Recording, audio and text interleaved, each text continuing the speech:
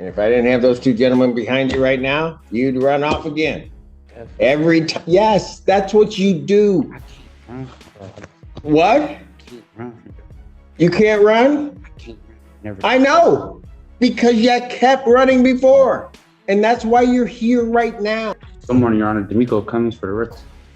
Buckle up, guys. Today we're going to watch a courtroom moment that sets the tone instantly. Right out of the gate, the judge confronts the defendant with a blunt reality. Running from responsibility has consequences. That opening exchange is tiny but volcanic. It establishes authority, stakes, and a pattern that will repeat. Use this as your cold open. It hooks the audience fast because it promises conflict, accountability, and the emotional arc we'll see unfold. Teresa Clare on behalf of probation. Your Honor, Mr. Cummings is before the court for a violation of probation hearing. Mr. Cummings did have a prior VOP hearing on June 12th. At that date, the court had ordered him to serve 10 days in jail for his violations to date. Mr. Cummings failed to report to the jail as the court ordered him to do that, and the bench warrant was issued. He has been since picked up on the warrant and has been in custody. At this time, Mr. Cummings is still in the same situation he was on June 12th. He still has a balance of $1,255. He's made no payments to the court. He failed to complete the level 2 driver rehab program, failed to complete 100 hours of community service. He has another new pending case since June 12th, an alleged R&O, date of offense, July 22nd, 2024. He does have a PCC on August 1st in that case. So the court is also aware Mr. Cummings does have another pending case on 14B. It is a domestic violence case. He goes for sentencing on that on Monday. That is not a violation of this case. It happened prior to his sentencing.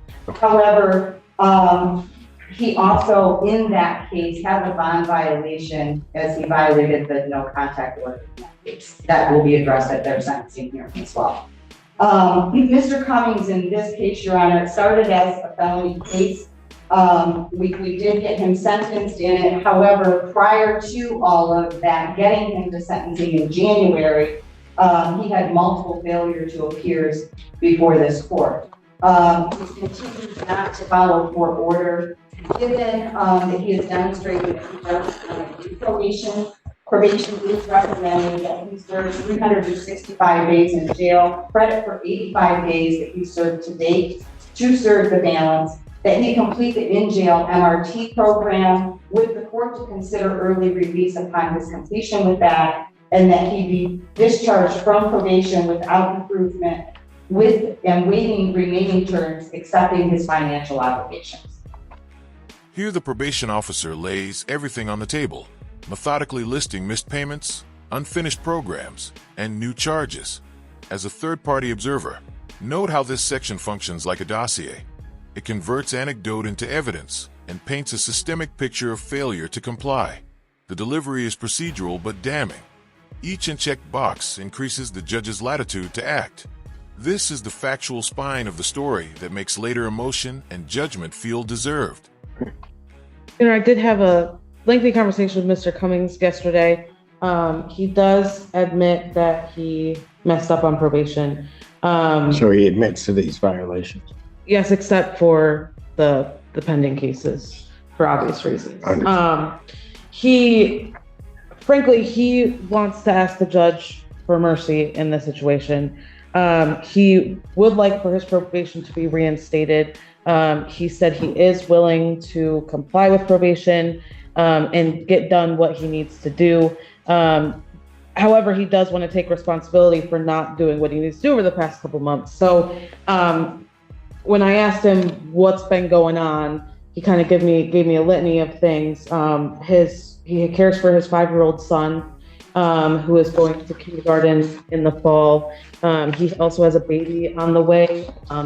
His partner due the 14th, but really the baby can come any day. Those two things, as well as his job, he's working Amazon night shift, 40 hours a week, essentially distracted him from taking care of what he needs to do on this probation. He does live with his mother and his partner, as well as his children, so he does have a support system. The defense counsel steps in and shifts the frame. Now we see context, fatherhood, work, and imminent childbirth. As an observer, you should see this as a strategic pivot from denial to mitigation. The attorney humanizes the defendant, asking the court to consider real-world pressures that interfered with compliance. This segment matters because it introduces doubt about pure criminality and invites mercy. It softens the narrative, raising the emotional stakes before the defendant speaks for himself. He says he can make payments. He is working full-time, and he does have some savings that he can put a pretty substantial payment toward his fines and costs. He said his mom can come up and pay $1,000 before he even is released from jail. He mentioned to me that he has been successful on other probations, and thinks he can be successful here if the court is willing to give him another chance. How'd he get picked up on this warrant? The police came to your apartment for an unrelated matter.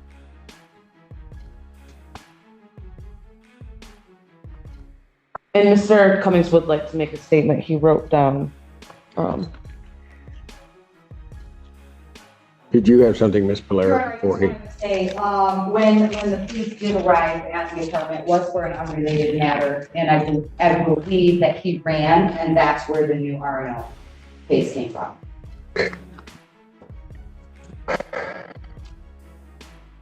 Go ahead. I want to start like this and say I do got a 4-year-old about to be 5 in October, about to start school this fall. I got a daughter due any day this month now. I was working a night shift at Amazon, 40 hours a week, 10 hours and 30 minutes a day. I was laying down on my side. I didn't look at it as a punishment, but I looked at it as an opportunity to do better and be better and get my life together. I can't have warrants and actually be responsible for my son and get to school every day or even to a bus. Please don't punish me or revoke my probation. I think y'all can actually help me do and be better. I signed up for Michigan Re-Enters to try to get back in school and see what college is like, even though it seemed like I haven't been trying. That's something me and my probation officer spoke about. I can and I'm willing to do extra classes like MRT free and on probation. I'll pay to start my driving class before I'm even released, if considered. And if you can take thought that I'm on probation for being a victim in a car accident I was in or at fault for, I went to the hospital with bad injuries, just as everybody else. Like, please, Your Honor, I've been getting dealt a bad hand, and I just try to be the best I can and resolve every issue the best way possible. Honestly, I'm not the best, but also not the worst. Like, please, Your Honor, I beg you, please, can I have one more chance to show y'all I actually had a bump in the road and I had to get over it, please. If you see me again, you can revoke my probation, give me a year or anything. Like, I really do and truly apologize for the confusion and decisions I left you, my probation officer, to ponder with. But I really have just been working, trying to be there for my son and the mother of my child that's currently pregnant. Like, please don't punish me yet, but give me one more chance. Like, I'm actually a full-time father and my son stays with me. I can't imagine just leaving my son out the blue like this. He missed me as we speak and think I'm on vacation. I'm going to be a full-time dad to my daughter too, that's due. This is the first time you see me for a reinstatement and the last time if possible. I'd do anything to be there when my daughter is born and put my name on the birth certificate. I watched my son go off to start his first day of school. Your Honor, please, I'd do anything, even if it was double my community service, double my restitution, and add extra classes. I'd do it and complete it all. If you can, please consider everything I said and give me a chance. It would be the biggest and best blessing. I know I haven't paid yet, but I thought I had time to. I had kids, house, and life things to take care of. I haven't started my driver class because I was supposed to start it a month after being released, but I didn't have a job or was told that I had to pay to start it after being released. I know I haven't started my community service, but I checked in the places that let me serve the community legally to get this out the way. If I can, please have one more chance to show y'all. You wouldn't regret it, I promise. But that's all I have to say and ask of, Your Honor, sincerely. When the defendant speaks, the room changes. This is the human core, a father begging for mercy, promising reform, and admitting mistakes. From a neutral perspective, the plea is raw and persuasive, filled with specifics about children, work, and intentions to enroll in programs. It's the moment audiences decide whether to side with empathy or accountability. The sincerity is palpable, but the later outcome will test whether words translate into real, verifiable action.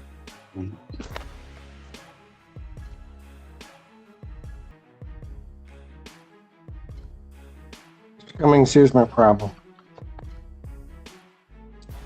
On September 13th, you were set, well, before that, I think I took your plea. You were supposed to appear for sentencing. Actually, I didn't take your plea. Looks like it was taken by another judge. But anyway, you were supposed to appear for sentencing. You were supposed to do a PSI with the probation department. This was back in September 2023. And you don't do any of that. And I have to issue a bench warrant. Somehow or another, it looks like that may have gotten set aside in January. And then I adjourned your sentencing January 9th. We had to somehow or another find you from September to January. And then on January 9th of 2024, I adjourned your sentencing. It was adjourned by probation to January 24th, 2024. You show up on January 24th and they give you a sentence.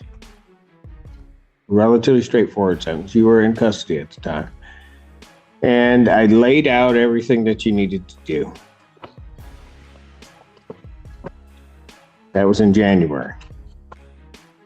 You really don't do anything on probation that I ordered you to do.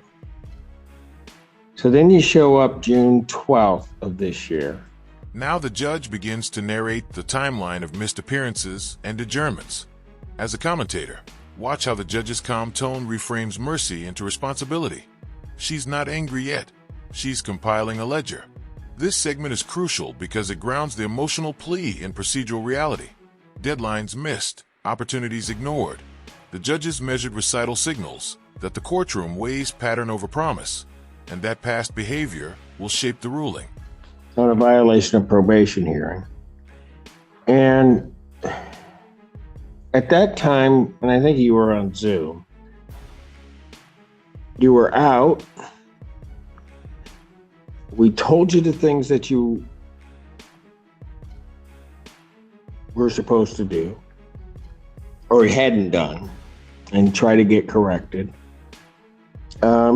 And at that point, I kind of just sent a warning shot to you and told you, you got to do these things. And I ordered you and ordered only 10 days. And Ms. Polaro's trying to work with you too. I mean, we didn't order you serve the full time. We said, here are the things you haven't done. You need to get them accomplished. So I ordered 10 days in jail, gave you a specific day to report to probation on June 24th, 2024. Did you go? I was in warrant status. I don't think I could have. Oh, you could have. You're right, for sure. And then ordered you to become compliant with all the previous terms that I ordered. So I gave you another shot from January to that June day. Here the judge tightens the screws, recapping how she gave leniency before and spelled out exact terms. As an impartial observer, notice the rhetorical strategy.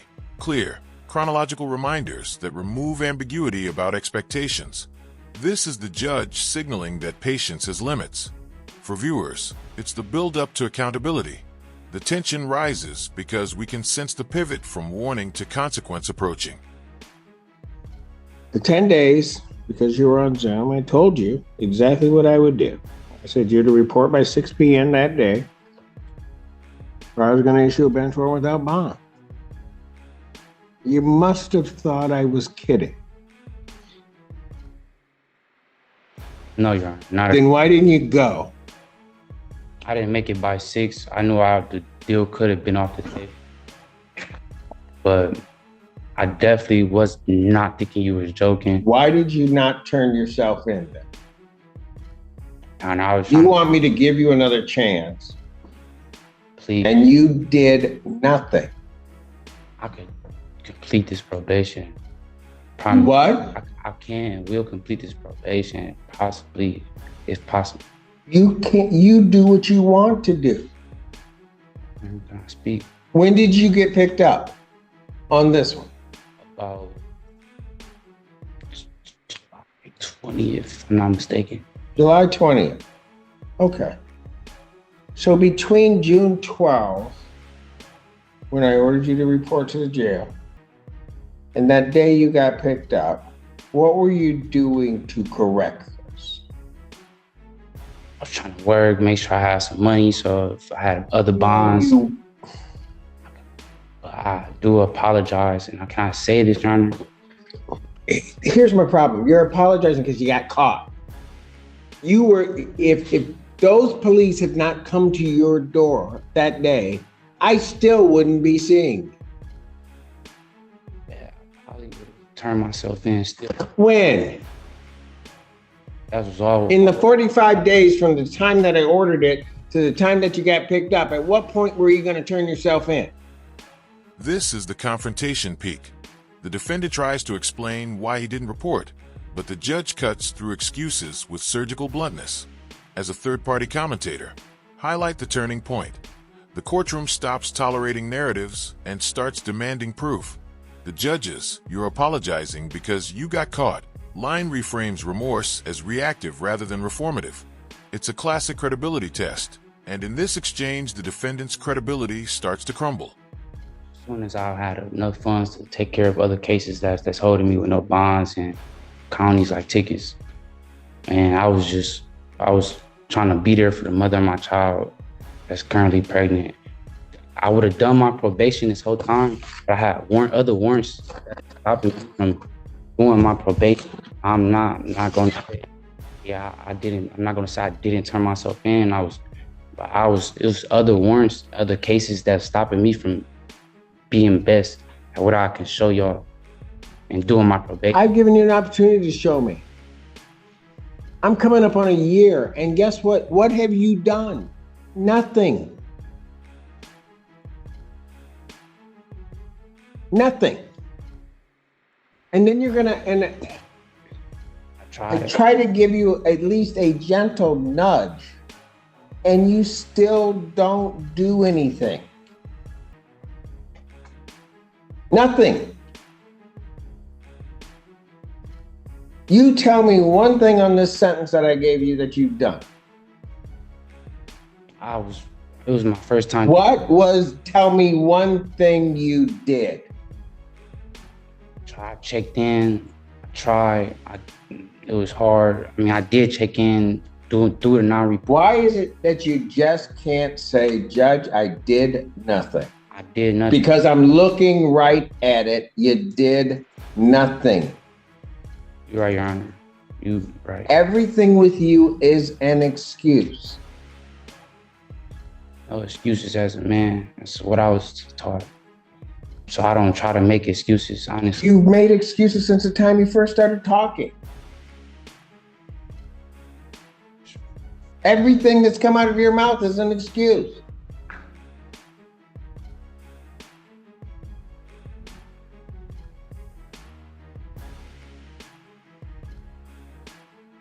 Sit here and I give you a chance to do it. You wait 6 months, correct something. Anybody that is on probation in my court, if, you know, and I feel bad sometimes for Miss Polera, but she doesn't mind doing it. If you're having problems, you'll walk in, you talk to her. But you wouldn't even do that. You thought this was a game. You thought when you looked me in the face on Zoom and I told you when to report, that I was just kidding.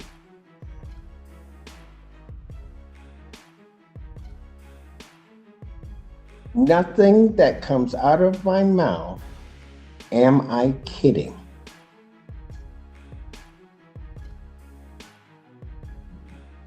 I told you to report. I told you when to be there. And I told you how long you'd be there. And I told you what I would do if you didn't report.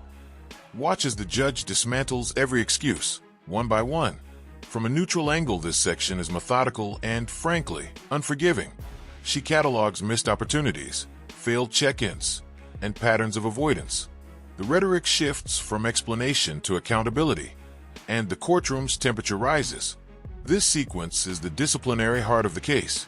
It shows institutional patience running out and explains why firmness, not empathy, becomes the default response.